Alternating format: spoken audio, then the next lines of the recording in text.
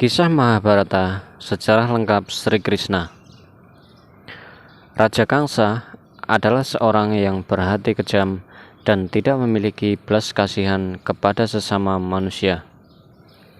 Suatu hari, Raja Kangsa dikunjungi oleh Hyang Narada, wiku dari Surgaloka, yang memberitahu bahwa kelak ia akan dibunuh oleh anak Dewaki yang nomor 8. Setelah itu, Hyang Narada segera kembali ke Surgaloka. Dewaki adalah bibi Raja Kangsa dan ia adalah istri dari Wasudewa atau Basudewa. Setelah Raja Kangsa menerima pemberitahuan oleh Hyang Narada, timbullah niat yang jahat untuk membunuh anak Dewaki sehingga sabda Hyang Narada tidak terlaksana. Pada waktu itu, Dewaki belum memiliki anak. Beberapa waktu berlalu, Dewaki mulai mengandung. Ketika bayi lahir, dengan segera dibunuh oleh Raja Kangsa. Kejadian ini berulang-ulang hingga Dewaki melahirkan anak yang ke-6. Saat mengandung bayi yang ke-7, bayi yang masih di dalam kandungan dipindahkan oleh Dewi Nidra atau Dewi Tidur dengan jalan gaib ke Rohini, istri Basudewa yang kedua. Setelah sampai waktunya, bayi lahir dengan selamat dan dinamakan Baladewa atau Balarama. Dewaki mengandung lagi ke-8 kalinya. Basudewa mendapat akal untuk menyelamatkan bayi yang akan dilahirkan itu. Jika kelak bayi lahir, maka akan digantikan dengan bayi yang lain. Kebetulan waktu itu Yasoda, istri Nanda, seorang gembala, juga sedang bunting. Ketika Dewaki melahirkan, Yasoda pun melahirkan. Dengan segera bayi itu dipertukarkan. Ketika Raja Kangsa mendengar Dewaki melahirkan anak yang ke-8, segera ia pergi ke rumah Dewaki. Raja Kangsa tidak mengetahui bahwa bayi telah dipertukarkan, sehingga ia membunuh bayi yang sebenarnya adalah anak Yasoda. Sementara itu, anak Dewaki yang ke-8 selamat dan diberi nama Krishna. Setelah Krishna besar, ia memiliki kekuatan gaib. Keberaniannya semakin tersiar kemana-mana sehingga Raja Kangsa mendengar pula. Krishna lalu dipanggil menghadap ke Mathura, akan diadu dengan orang yang terkenal kuat dan berani. Nanda yang mengasuh Krishna menjadi bersedih hati. Ia tahu Raja Kangsa sangat kejam. Karena itu, ia selalu mendoakan Krishna. Selama di Mathura, Krishna disuruh mengerjakan pekerjaan yang tidak dapat dilakukan oleh orang biasa. Maksudnya, jika Krishna tak sanggup, ia akan dihukum seberat-beratnya. Tapi yang terjadi sebaliknya. Semua pekerjaan dapat dilakukan dengan mudah oleh Krishna. Ia disuruh menarik busur yang bahkan tak seorang pun dewa yang sanggup menariknya. Mengalahkan gajah, diadu dengan orang-orang kuat. Melihat kekuatan dan keprawiraan Krishna, Raja Kangsa menjadi murka karena merasa kalah kuat dan berani. Kemurkaan itu tidak hanya dilampiaskan kepada Krishna, melainkan kepada seluruh gembala. Maka gembala-gembala itu pun disuruh meninggalkan Mathura dengan segera, dan bila tidak, maka akan dibunuh.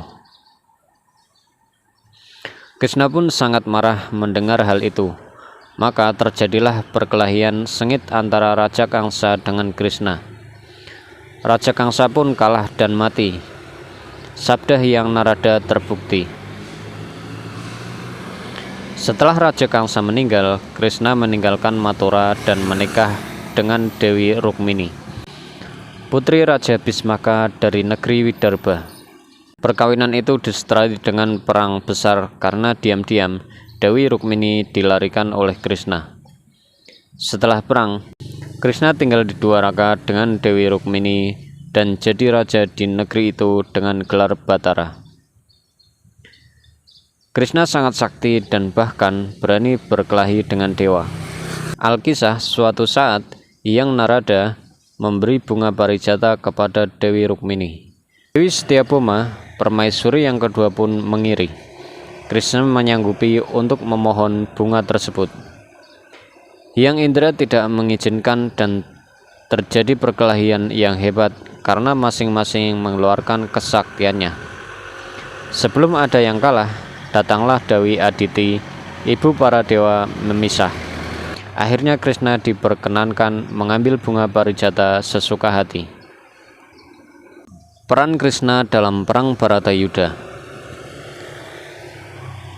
Sri Krishna adalah titisan Dewa Wisnu yang bertugas melindungi Pandawa yang mana didolimi pihak Kurawa dan memenangkannya dalam perang Bharatayuddha.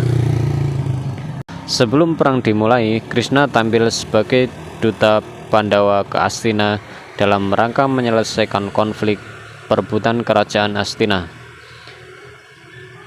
Misi yang diemban Krishna adalah agar tidak terjadi perang. Pandawa minta setengah wilayah Astina kepada Kurawa.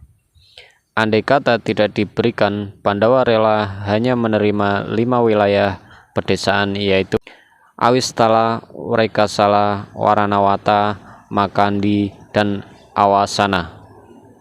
Bagaimanapun, Pandawa tetap menempuh jalan damai. Namun Duryudana menolak mentah-mentah permintaan Krishna. Bahkan dengan seluruh kekuatan Kurawa berusaha membinasakan Krishna. Dalam keadaan terdesak, Krishna berubah menjadi raksasa dan akan menghancurkan Kurawa. Namun, Bharata Narada mencegahnya dan menjelaskan bahwa menurut serat, perang Bharatayuddha harus terjadi. Dan akhirnya Krishna mengurungkan niatnya tersebut. Sadar perang Bharatayuddha akan terjadi, dengan kepintarannya, Krishna berusaha sedikit demi sedikit melemahkan posisi Kurawa, antara lain dengan meminta Karna memihak pada Pandawa. Namun merasa sadar bahwa dirinya berhutang budi kepada Kurawa dan lebih mementingkan Astina sekalipun Kurawa di pihak yang salah karena menolak permintaan Krishna tersebut. Demikian pula terhadap Baladewa, kakaknya sendiri yang sebenarnya bersikap netral. Sadar sang kakak akan memihak Kurawa, Krishna memohon Baladewa untuk bertapa di Grojogan Sewu yang dijaga Setyaki. Baladewa sendiri adalah satria yang senang melakukan tapa brata. Dia tidak bisa menyaksikan keseluruhan berlangsungnya perang Bharatayuddha dan baru muncul di saat akhir episode perang tersebut ketika Bima bertarung melawan Duryudana. Dalam perang Bharatayuddha, Krishna memihak Pandawa. Ia dipilih Arjuna sebagai penasehat, yang mana Krishna tidak diperbolehkan mengeluarkan senjata untuk berperang langsung dengan pihak Kurawa.